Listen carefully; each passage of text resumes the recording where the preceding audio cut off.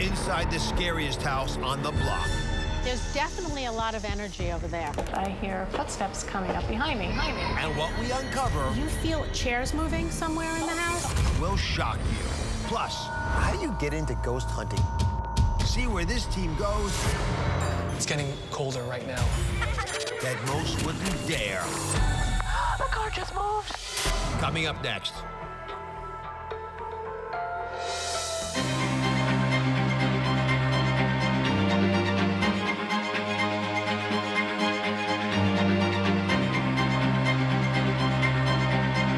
Season 11 starts now. Today, we go inside the scariest house on the block, where a family of 7 says they've been plagued by spirits for nearly 40 years. Is evil lurking behind this seemingly pleasant exterior? With so many reports of paranormal activity there, and even rumors of a suicide, we had to enlist medium Anna Raimondi to find out what she thinks is haunting this property. The things this family has encountered will give you chills. Take a look. Just in the last week, I've heard chairs moving in the dining room when I'm upstairs working. I heard a toilet seat slam down. While I'm looking out the windows, I hear footsteps coming up behind me, which I automatically assumed was him. I said, "Why were you in Haley's bedroom? Why didn't you come talk to me?" And he goes, "I've been sitting here the whole entire time." I know what I heard, and that freaked me out. We've had doors slamming upstairs. We go upstairs to see which door was slammed, and every door is open. It certainly makes your life interesting every day living in this house. Joining us now is medium Anna Raimondi. Thank you for being here. Thank you for always going to these houses. It's scary just to think about these houses. It's fun. But you know nothing about this house, couldn't read up on it, but you decided to meditate about it a bit. What kind of experience did that yield to you? You know, when I first meditated about the house, it was very confusing. There's so much energy in that house that I wasn't sure what I was picking up on. I later found out there's also antiques in the house, which also carry energy. It wasn't just antiques. The house itself is extremely old. How does that change what you feel generally? Well, there's been so many people coming and going from that property over the years, so there's a lot of energy from the land itself, from who's lived there, who's walked there, the whole thing. Yeah, it's not good or bad, it just is. It There's just energy. is. All right. We sent Anna inside this New Jersey home, but what she found the minute she walked in completely shocked homeowners Randy and Janice. Take a look. Do you have antiques in this house? Yes. Yeah. You have energy coming from every which way. From the antiques, from the house, and who's Patricia? My ex-mother-in-law. She's here. So you feel chairs moving somewhere in the house? God. She moves the chairs. She moves the chairs, and I feel like your kids have seen her. Like is that their grandmother? Yes. She's a very protective energy. There's a lot of activity in this room. So you don't know anyone's name or anything. So you don't know if there was an Elizabeth there. Oh, Elizabeth's my grandmother. Oh, well, she's here too. It's funny, I don't really feel much around your family here. It's your family. You know, they're very, very protective of you. These women they're good women and they're around you very much. Do you know who, Eugene? Oh gosh, that's my ex-father-in-law. Is he passed? Yeah. Well, he's here too. So you got Eugene here as well. They're with you. They're not going anywhere, okay? And the doll, where's the doll from? My mother-in-law, ex-mother-in-law gave me. Yeah, because this doll is really important to her. You know, and she's happy that you have it, okay? And that you have it out. So did you put this in here? Yes, that's all. This is all new. Now we're Okay. back into the addition. Okay, now you're in the, for yeah. things. Because now I don't know if you feel it, but going from that space into this space, the energy changes. It's much more dense in there. It's much lighter in here. And your family likes it better downstairs. Oh my goodness. Coming up, homeowners Janice and Randy are here. And you can only imagine how shocked they were to find out they were being haunted by Janice's own family. Stay with us.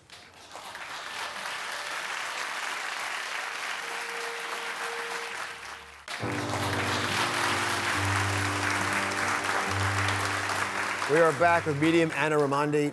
Now, she says she had an immediate response in this house to some very strong energy from members of Janice's family. Despite the house being hundreds of years old, it came from Janice's family. What was the response? It was very interesting because it was her ex-mother-in-law who was coming through, very protective, very loving. I feel like, you know, she wasn't as big a part of her grandchildren's lives as she may wanted to have been, and she was absolutely there, as well as Janice's grandmother. You know, these were very beautiful energies, very loving energies. So they came through pretty much saying, you know, or to me, that they were around them and loving the family. So also joining us are homeowners Janice and Randy. Let's go talk to them. I'm just curious how their experience has been. You say your family, your children, yourselves have been haunted for years in this house. And yet it wasn't spirits from hundreds of years ago. If these spirits are real, and attests it's your mother-in-law and your grandmother, I mean, wasn't that surprising? You got pretty emotional. Yeah, I was surprised, but comforted too. Why? Why were you surprised, and why was it comforting to know you were connected with both? Well, they were good people, and I enjoyed their company, and I loved them, and my kids did too. So it's nice to know that they're still here. Why do you think they were there trying to speak to you? I don't know. I think they missed my kids. They missed me. Was it closure they were seeking? Maybe, yeah. Yeah. And when you heard, and I could see it in the tape when Anna mentioned it, there, you know, you said you've been hearing things and seeing things, and the kids have been complaining about ghosts, that you thought they were ghost stories, right? But something, and when it happened in a tape package, that eluded you was something that Anna saw. What was it? What was reminiscent to you when she was speaking? Well, the thing that shocked me is that she talked about, when she first came in the house, chairs moving. And we really never heard chairs moving against the hardwood floor until about 5-6 years ago. And just so happens that my mother-in-law passed 5 or 6 years ago. So I thought that was significant, you know, it kind of solidified what she was saying about, when she said the name Patricia, I was kind of shocked. Why Patricia? Was that her name for you? Yeah, that was my mother. That was her name. My ex-mother-in-law's name's Patricia. And she also said, somebody had a birthday. Tell her I said happy birthday. And 3 days before that, it was my daughter, Haley Patricia, that had a birthday. She named after her. Yeah. Yeah. Were you skeptical about? I was always skeptical. With the kids growing up, 5 kids in a house that big, growing up, in the middle of the night, they'd come to me all the time, wake me up, and I'd just say, go back to bed, I'm tired, go back to bed. No such thing as ghosts. Yeah, yeah, just go.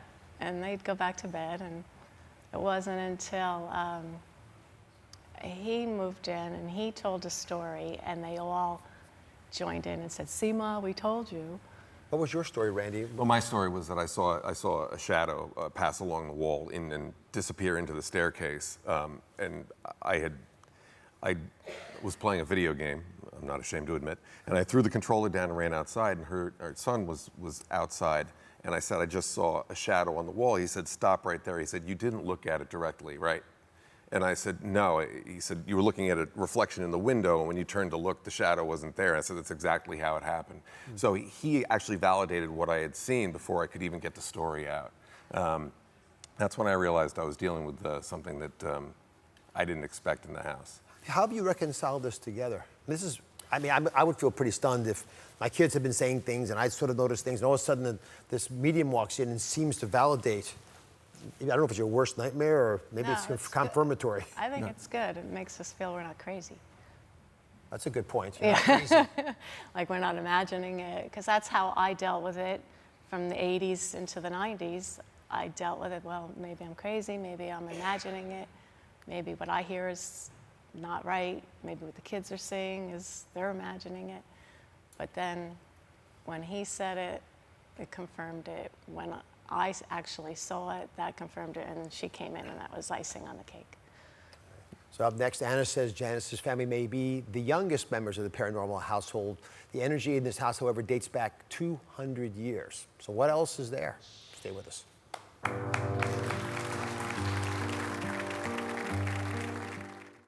A beauty investigation. We uncover the horror of human hair trafficking What is that? Is that burnt hair or is that plastic? That's plastic. and personal stories Hair is just coming out. on the dangers of straightening products. I could feel my hair going down my back.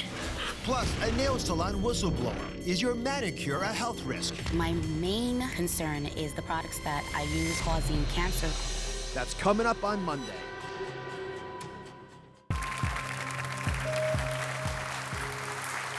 We're back with medium Anna Raimondi and homeowners Janice and Randy, who say they've been plagued by spirits in their home for nearly 4 decades. Turns out a lot of this energy came from Janice's own family, which stunned everybody.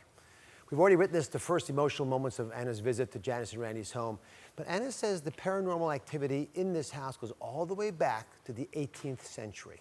Take a look. You have a lot of the energy from the farmhouse that's coming into here. This was a barn, correct? But they were in and out of the barn. These are serious workers, okay? And they had a big family. Do you hear people going up and down the stairs? Yeah, they were just right after we built the addition. It was going up and down. Those. I feel like something like was left here. When they built the house, did you find things of theirs? Oh, yeah. Because she's saying like a lot of things were left behind. A lot of my stuff was left behind, and she's still going up looking for it. Like she's looking for the stuff. Okay, with the kids behind her. Do the people who live in the farmhouse, do they feel things? Do you know? Yeah, it's all three houses. Yeah, on the because property. I would think that because I feel like they pop from house to house. That's exactly how we feel. We always say it'll go 6 to 9 months of nothing, and then we have activity for like a couple of weeks where it's just everything starts But popping. there's always a reason for it. It's either around harvest time. October. Okay. October. Okay. Because they're saying they're very big during like when they have to be working, they have to be doing things, you know? In March, springtime. Okay, so they're planting and they're harvesting. There's definitely a lot of energy over there. I feel like somebody died accidentally. Like I feel like they drowned. So underneath that house, what is that house built on? There's a well under it. Yeah, I feel like there's a well. Okay. I feel like it wasn't a murder. Somebody did die, and it wasn't suicide. It was an accident. Somebody, and it wasn't an old person. It was a fairly young person. Oh my goodness. Anna, there's a lot going on in this property. When you said that there's some drowning here, I thought you'd missed it. You're in a landlocked part of the country, and yet there was a well there. What did you find that was going on? Well, what was interesting is the barn was part of a bigger estate. So there was a farmhouse, then there was the well, then there was the barn, which is where they live. Somebody fell in the well and died. So it wasn't a suicide, it was an accident. There's so many spirits on that land. I mean, so many workers. I kept seeing people working and a woman walking around in boots. Why do they stay there? If someone's on that property from before Janice owned the property, what are they looking for? What's the closure for them? Well, you know what? These may be spirits who have crossed over, but are still attached to the house because they're too happy. Like they're not stuck there. So they're still attached to the house because their happiness was there. This is a very happy property. So Janice, how are you feeling about spirits inhabiting your property that go back hundreds of years? I like it. You? Yeah. It makes me feel happy that they like my house. That's my house now, and it's still part of their house. And I like knowing that there's something else after you die. Yeah. That there is something. So many spiritual traditions had that as a big part of it. Right? The American Indians, who were there first, Native Americans, Right. they probably had thoughts around that as well. I know in many other parts of the country you can't dig up some of these ancient sites because of these beliefs. How has your family, Randy, been since Anna visited? What have you guys reviewed? Well, there hasn't been a whole lot of activity today. When I was getting ready to come on the show, I was putting my shoes on and the fan light came on, so it was almost like they were saying, hey, go get them.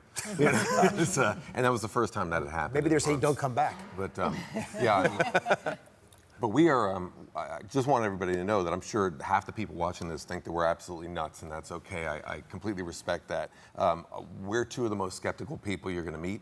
We try to disprove everything that happens, but there are some things that you just can't disprove. If you hear footsteps on a hardwood floor upstairs and you know that the entire upstairs is carpeted, how can you possibly disprove that? So it's all the things that happen, like the pounding on the wall in the bathroom when we were having the addition built. That was really the only time that I was personally scared. All these things put together means that there's something going on. And of course, when you have contractors coming to the house and tell you that tools are sliding off the table and they call it a day early, when you have outside people coming in and reporting things, then it validates that you're not losing your mind. Do you tell your friends that there's paranormal activity in your house? Or are you worried that they'll think you're a little bit off? No, I don't care if people think we're nuts. I really don't, because I know what we experience. And like I said, I've got plenty of people that have been over the house and said, yeah, I was there when things went a little haywire. So Anna, these spirits are going to stay there. They're not in any anxious rush to leave anyway. They like the family, so they have no desire to leave. They don't need to leave, whether it's the people from the farm or the relatives. They're all good. They're coexisting. We don't want them to leave. No rent.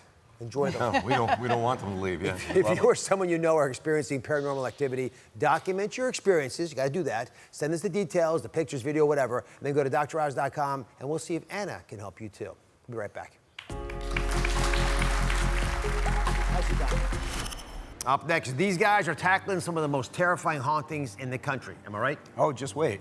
We have everything from apparitions, moving objects, and things you've never seen. Stay tuned.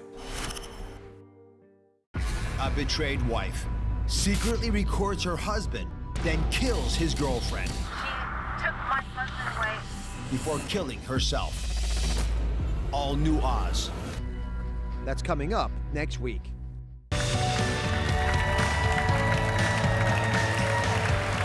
My next guests have dedicated their careers to investigating paranormal activity and whether there is life after death. They became famous for ghost hunters. And now this team is back together for Ghost Nation.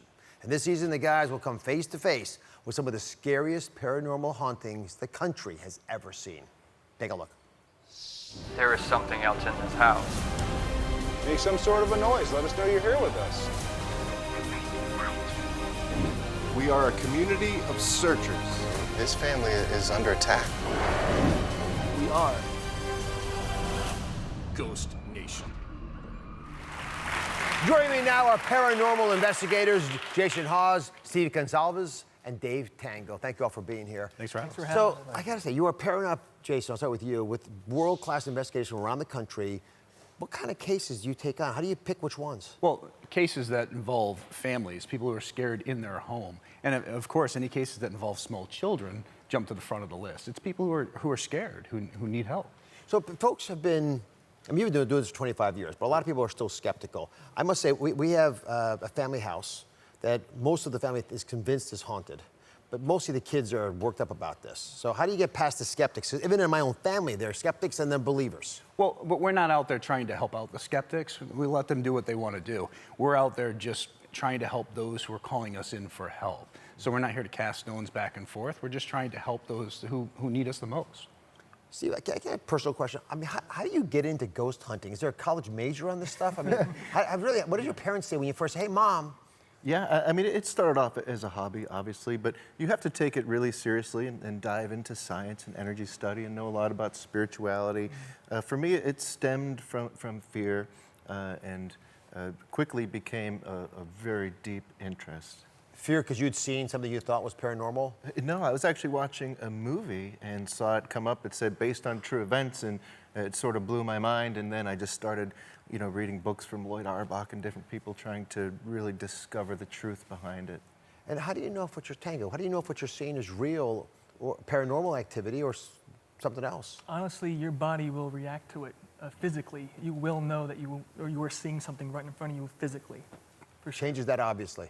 Obvious, yes. Absolutely. Hairs on the back of your arm go up. Steve, you ever get scared? Be No, honest. No, well, I get startled. Why is Jason laughing? He seems like he might know. Well, startled for sure. When something happens, like we have a few cases in an upcoming episode where revolving around a Civil War sword, and the interactions we had based around that startles you, but then we get so excited that you get emotional and you start high-fiving, and it's fantastic. You get emotional. Absolutely. Yeah. I think the thing that you get scared of is honestly the homeowners, the living, because you never know what's on the other side of that door. You never know who you're going to be dealing with, whether it's a paranormal issue or it could be a medical condition. And so you're walking into the unknown. Yeah, that's a good point. Sometimes you're seeing things. Yeah. And you hear voices sometimes, right? That could be medical, it could be paranormal. And we've dealt with people down dealing with schizophrenia and other issues, people mixing prescriptions and creating hallucinogens, and not on purpose, but by mistake. So you're walking into the unknown, trying to help them with whatever their problem is, whether it's paranormal or not. So I've got a clip that involved several of you that scared me when I saw it, which is why I was asking if you're scared. This clip may get your attention as well. Take a look. Did you hear like a voice? Yeah. I heard it too. Dude, I'm getting chills. Is it getting colder? Do have chills. Dude, look at this. Wow. Tell you what's going on. I don't know, man. It's getting colder right now. This is crazy. This is nuts. This feels like gelatinous. There's a substance to it.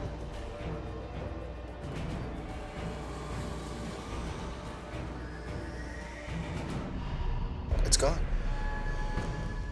Whoa. But Tango, you said you get physical reactions. You had the goosebumps. Yes, I'm getting them now just when I watched it right there. Look. Just thinking about that. You're not cold, right? Oh, I'm not cold. Oh, I see you did. Yeah. Exactly. All the hairs are up. It's crazy.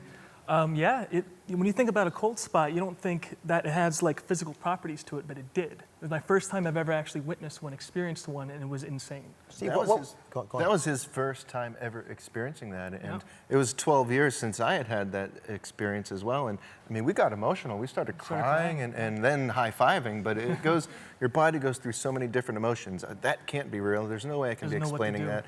But I am seeing it. I need to explain it. It's pretty awesome. What was it was a woman? Yes. What was she saying? Do you know who she was? We don't know what she was saying, but it started where we were dealing with some other names and we were trying to call out with call and response. And it wasn't until we started using the name Emma where we started getting responses. And then utilizing the name Emma, we heard a female voice. And then that female voice, just seconds later, led to this cold spot where, the cold is just absence of heat. And that was fantastic. My goodness. Up next, one of the scariest properties in the country. See firsthand why this family is terrified to sleep in their own home.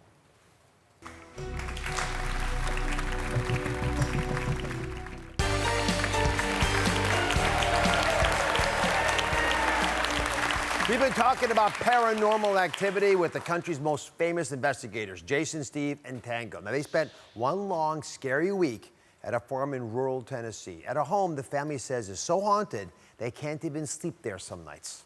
Take a look. Was activity happening every day? Yes.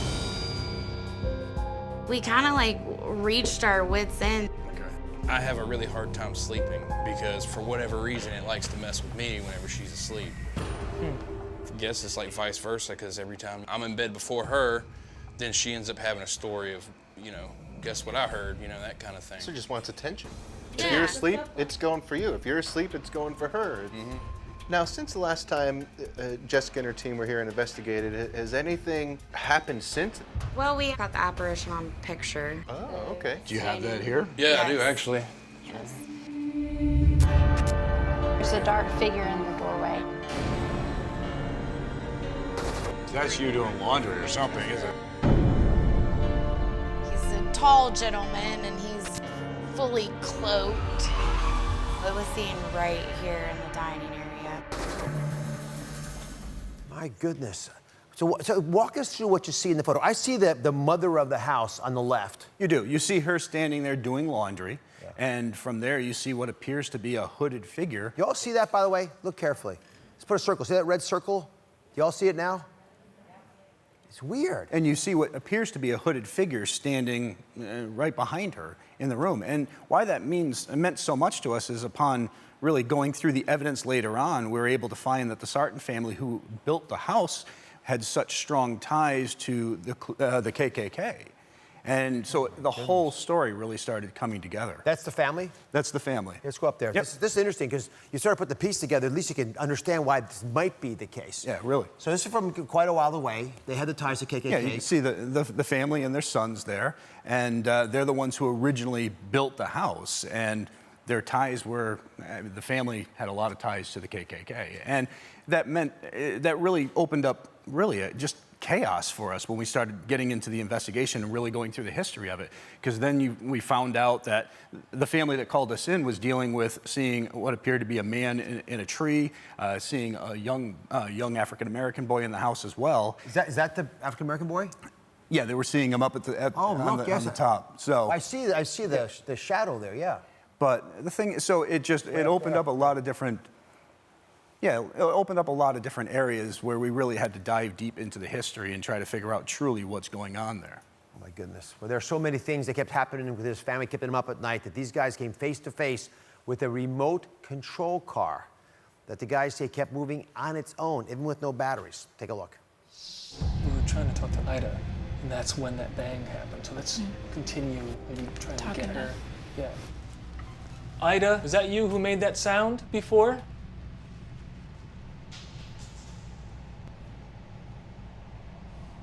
What was that?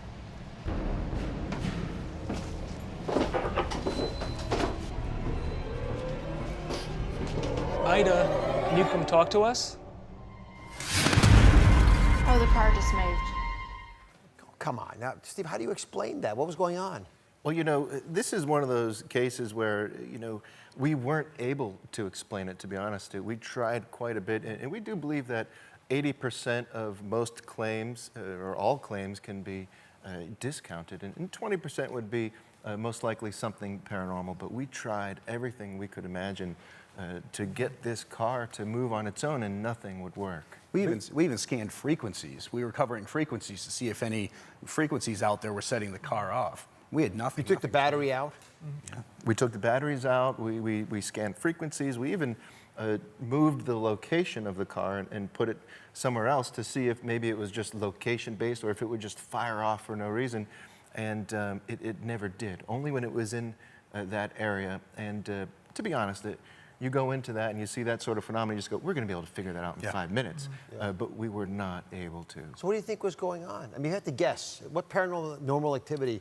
Can ghosts move things? Yeah, well, we have to think intent. What would that intent be there? And it would be to let somebody know that, hey, I'm here as well, you know, to get attention. So I believe that that was something trying to get the attention of us or the family that's there.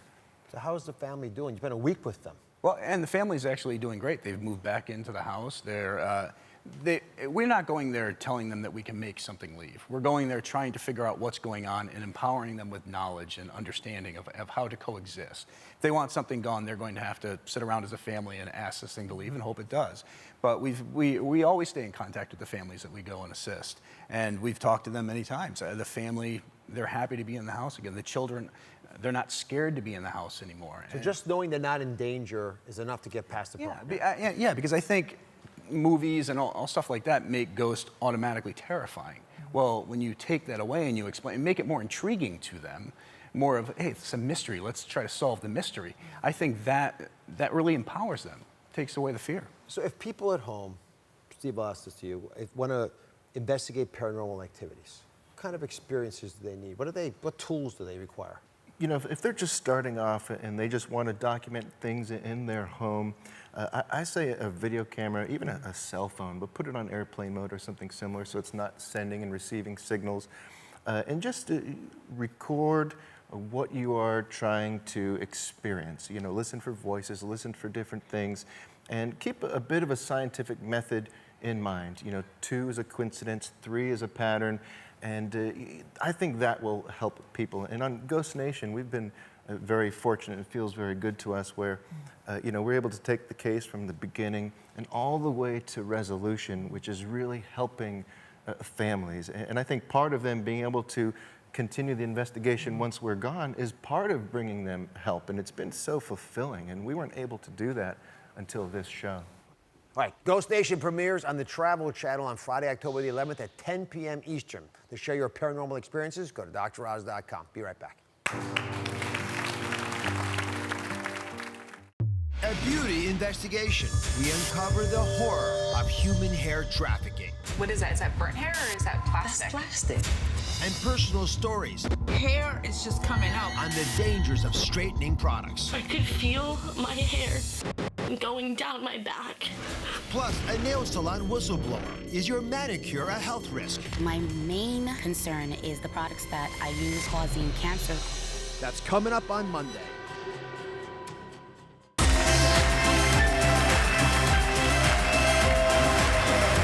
Worried about every little itch and pain? Are you staying up in the middle of the night searching and searching the internet before finally asking the key question, am I dying?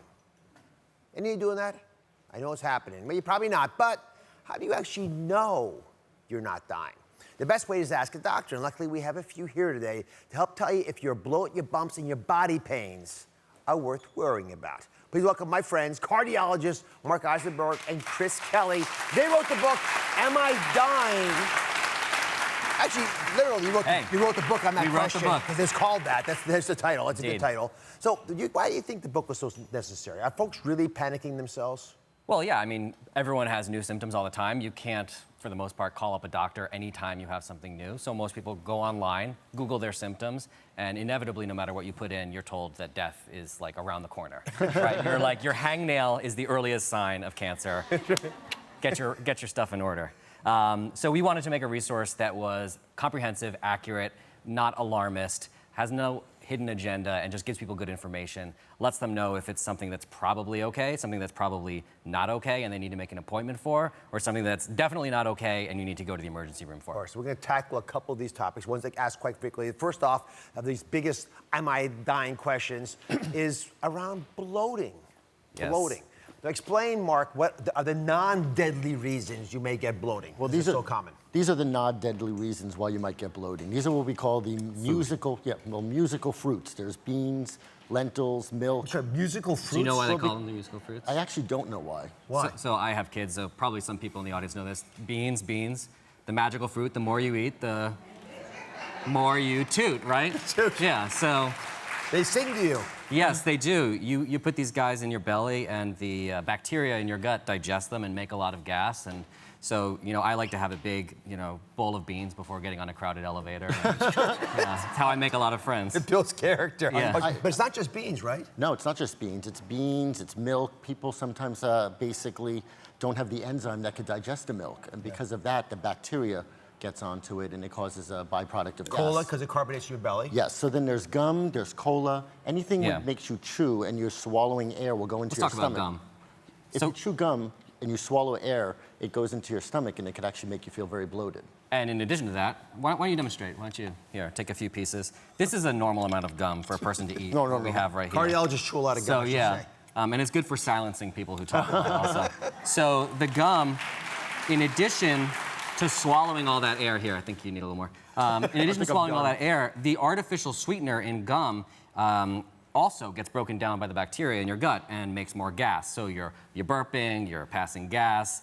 Your breath smells good, but the rest of you, I don't know. So, it's the minty friend that we all love. Yeah. We chew it often, but we spend all night long coming up with this demonstration to show you exactly what's happening. Keep chewing. Yeah, right. Keep chewing, Eisenberg. So. All right, so there's two ways, right? The first is you can literally just have too much air in your belly because when you're chewing or swallowing things. Or drinking carbonated beverages. Right, but you gulp in air with everything else. So that air actually stays down there, and it doesn't smell when it comes out. I can attest to that. But it does make you bloated and increases your waist size. So I've been keeping this in my attic since my 8th grade science fair because I knew one day that this would come in handy. And, so and I'd like to demonstrate this is now. the mouth. So this is the mouth. And this is the This is like the from. stomach and the intestines. Down here is your colon. That's where the poop gets made. And let's pretend that this beaker here is full of the artificial sweetener that's in gum. Okay, it's called sorbitol. Sorbitol. So we're going to show you the sorbitol, what happens when we pour it in. So this is a normal amount of gum, again, like 8 to 10 sticks somebody might have. So you put it in there. So you pour it in there, and you can see that the bacteria, these green guys, are processing it. Ooh. What have you done here? Turning it into a lot of gas. And at this point, you're foaming, frothing at the mouth, and not walking feeling around, looking like you have rabies, and you're feeling really bloated. So and you've got bloat and stuff all over you, but examine your partner there, because Mark's been chewing his gum. Is he bloated? Yeah. Yeah, I think he's gone up at least 3 ball sizes. That's normal right here. So again, it's not toxic, but the bacteria don't recognize this. When it gets into your colon, it digests it. It's a meal for them. Yeah, exactly. When they go to the bathroom, they release gas. That gas doesn't smell that badly either. Yeah. But some of the gases that we make smell putrid, right? That bad egg smell. Yeah. That's because some of the foods you're eating can do the same thing. Exactly. Okay. Is there ever a time when you should freak out if this is happening? No, I mean, this is normal. I think that if this happens a lot when you eat, you should look at what you're eating. You may be lactose intolerant, for example, and so when should you take supplements for that. If you start having abdominal bloating, nausea, vomiting, and a fever, you should actually go to the emergency room because you could actually be having an obstruction. And only an x-ray and a good doctor's exam will be able to tell you that. Yeah. It's just uncomfortable, not painful. Yeah, and when you go to the bathroom, it should feel better. Yeah, you should feel better afterwards. If it doesn't, call somebody. Yeah, okay, next, a viewer found something strange growing on her body, and she's asking, am I dying? Our Asia's here. What was it that you found that worried you and prompted the email? Okay, so I found some moles, some beauty marks that popped up too. New beauty marks? Yeah, after 30 they came. And freckles, what we call them. Yeah, so I was trying to figure out why. Well, freckles is what I like to call a lot of things, but sometimes they're not freckles. So maybe we can get an expert here. Yeah. Take a look at that. What do you think? Let's see. And while you're examining, Mark, explain why a mole should worry us. When should it freak us out? So doctors use the ABCD mnemonic to decide when a mole could be dangerous. So A stands for asymmetry. If one part of the mole looks not the same as the other part, that's worrisome. So where are they? Sorry. Yeah, we've got one right here on the cheek. I don't know if you guys can see that. Actually, you know what? Turn over. I'm making it larger than... Look over here. Maybe we can see that to everybody. Mark, keep going. So A is asymmetry. So A stands for asymmetry. B stands for borders, being irregular. If it's not a complete circle and it's jagged, that could be very worrisome. C stands for coloring. If it's multiple colors, like black, blue, brown, variegated colors, that could be extremely worrying. D stands for diameter, 6 millimeters, or actually if we have it... Yeah, and actually a little tip here. You could take a regular pencil. This is about 6 millimeters or so. If you can cover the mole completely with the eraser on your pencil, that's a good sign. So if you can't cover it, it's a bad sign. So if it's greater than 6 centimeters, it could be worrisome. Millimeters. E stands for evolving or something new. So if it's getting bigger. So a great thing you should do is when you have a mole, take a picture of it with your cell phone. And then you can compare it, take another picture a week or two later. So as I look at, Sarasia, it is evolving because it's new, but you don't have any of the other ones, A, B, C, or D, No. and the pencil covered it up. So yeah. Should she go see someone or not usually worry? I mean, it's always a good idea to have a skin exam every few years by a dermatologist because in addition to the moles that you see, you may have ones on parts of your body you just don't see that well. Your back, your legs. Especially fair-skinned Your people, hair. like I'm usually translucent. This is a tan for me. So I am very prone to moles and increased risk of melanoma. So Starasia's been taking photos. Yeah. So over time, we have images of them. Take a look at these. Give me a rough idea of whether Starasia is dying or not. Well, Starasia, unfortunately, is definitely dying. All of us are dying. But it's not going to be from this, I don't think. This looks like a pretty benign-looking mole. Like I said, I think it's good to get a skin exam every few years, but I don't think that this one has to worry you. You know, I'm very proud you took pictures of it. That was the most important thing we did. It helps us figure out what's going on. If you go to a doctor without any backup, we don't have much we can do except start cutting things out. Yeah. You bring a couple pictures like that, it changes everything. it does. Nice job. All right, now what's the classic concern that folks who are Googling are fearful of? I'll just stand in front of you because I'm sure some of you have done this before. The most concerning Googling sign they have is? Chest pain? Chest pain. Chest pain. It's no joke. It's a big problem, so we can all agree. So what do you tell patients when they're having chest pain? What's the tip whether should they be concerned or not? Well, you should usually be concerned about chest pain because of the many things that cause it, most of them are life-threatening. And as cardiologists, we deal with this all the time. The times when you can be reassured and probably not seek medical attention is if you get like a sharp little pain between the ribs, when you take a deep breath and it lasts for just a few seconds, that's probably a pulled muscle. But if you have pain that's more severe than that, it's not related to breathing, it doesn't go away after a minute or two, you should definitely go to the emergency room because you could be having a heart attack or something equivalent. All right, so we've created a guide that you can use to check your chest pain. It's literally called that, check your chest pain. You can find it on Dr. There's the guide right there. Take a picture of it, send it to your friends, share it around. You might save some lives. Chris Mark, wonderful job, as always. For a complete guide on ways to decode your body pain, pick up Dr. Kelly and Dr. Eisenberg's fantastic book. It's called Am I Dying? In fact, you know what? What about the audience? The audience is worried. Should they be getting something? They should all get a copy of Am I Dying? And I think we're going to give them all out today. You want some? You're all going home sister died. We'll be right back.